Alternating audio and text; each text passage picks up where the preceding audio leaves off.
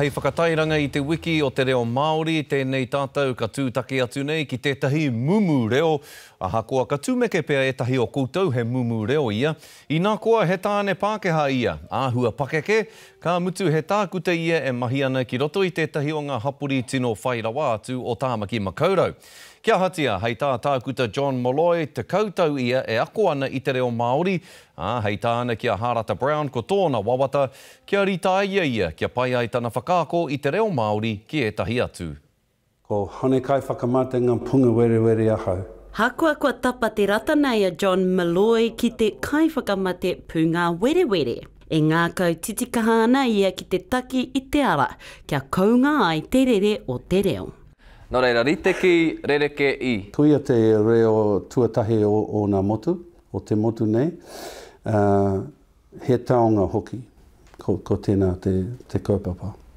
Ko tāna mahi matua he mahi motuhake hei rata mātai ua, ko iwi hoki ki re muera. Hakoa he ao rereke tēnei ki tō te ao Māori.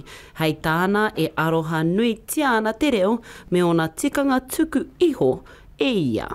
Firstly, I have used it at a conference to welcome a Maori speaker. Secondly, I have stood on a marae and spoken for my family in Maori.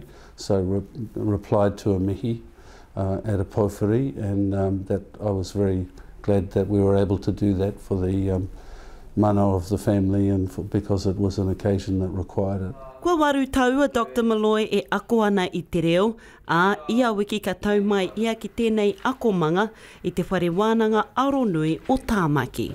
Ai hara i te me noho tātou ka whakaaro, he aha te iwi nei e haere mai nei ki te aku i tō tātou reo. Mō te katoa tēnei reo, nō reira kia kaua e kaiponu hia e tātou e te iwi Māori, engari me tuku. Hakoa ko tāna whāinga matua he tū ki tērā taha o te akomanga.